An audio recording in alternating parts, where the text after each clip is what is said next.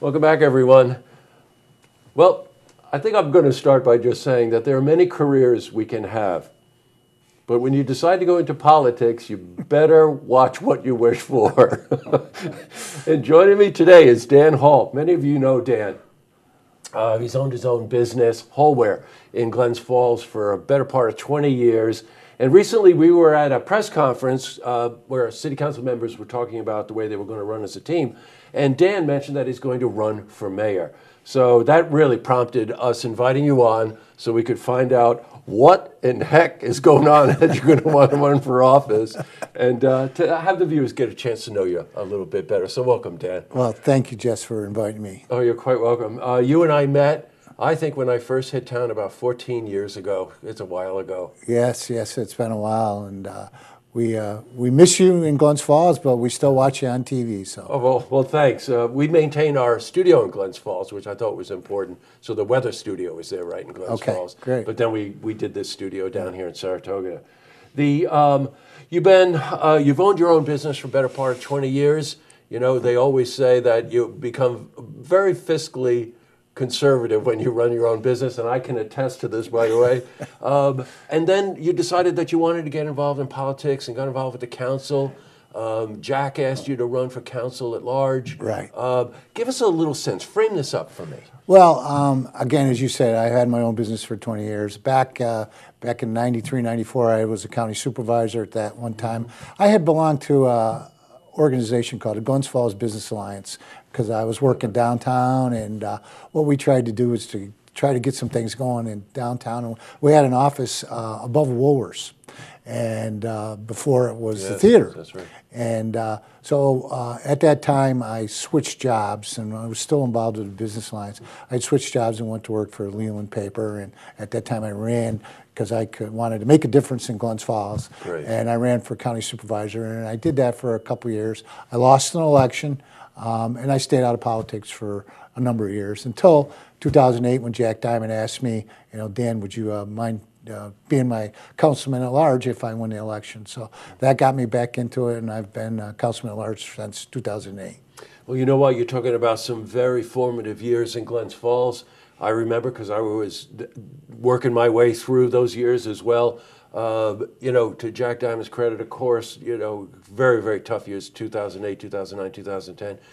Now it seems like we've really turned a corner in Glens Falls. As many of you know, I live in Glens Falls, and I just am really very taken with what's going on. So you've decided to run for mayor. You have a great background. You're born and raised in Glens Falls, owned your own business in Glens Falls for 20 years. You know everybody knows you. What would you set up, let's say 3 priorities that you'd make? You'd say, okay, if I become mayor, this is where I'm going. Well, I think the first one is to keep the momentum going. Yeah. Is to make sure that we make it easy for people to do business with us. And in Glens Falls, we like to say that, if you're a business person, you want to start a business, we're there. We make it easy for people with our zoning boards, our planning boards, and so on. And of course, with Ed Bartholomew Economic Development, we've got funding, the IDA, the LDC, and so on.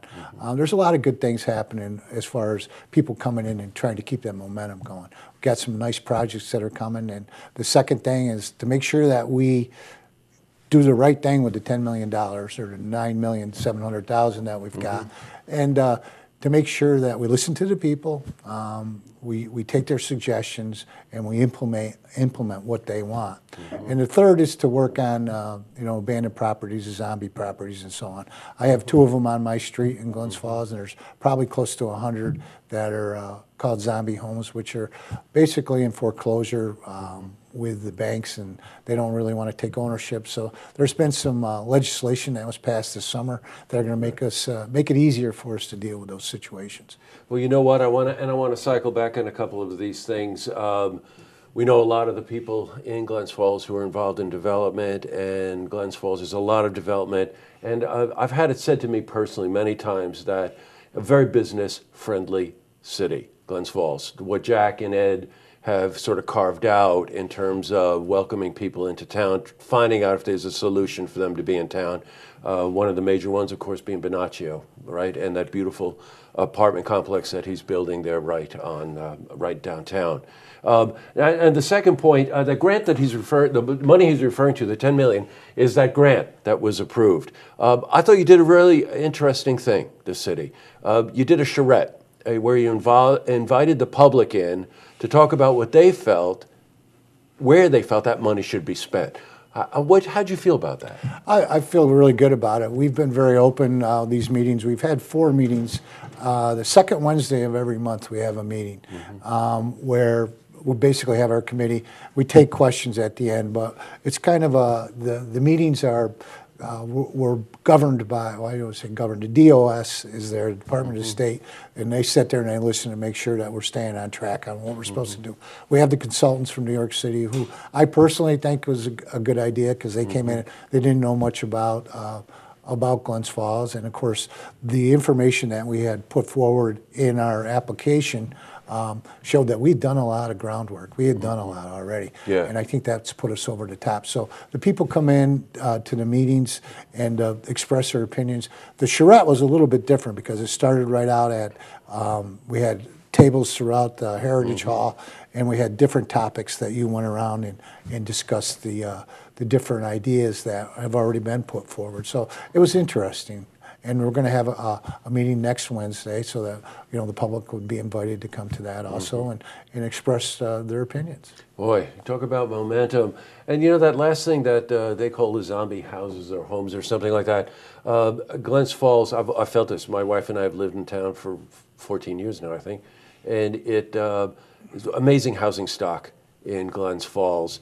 At the turn of the century, with a lot of the art bungalows and a lot of the Victorian homes and a lot of the colonials.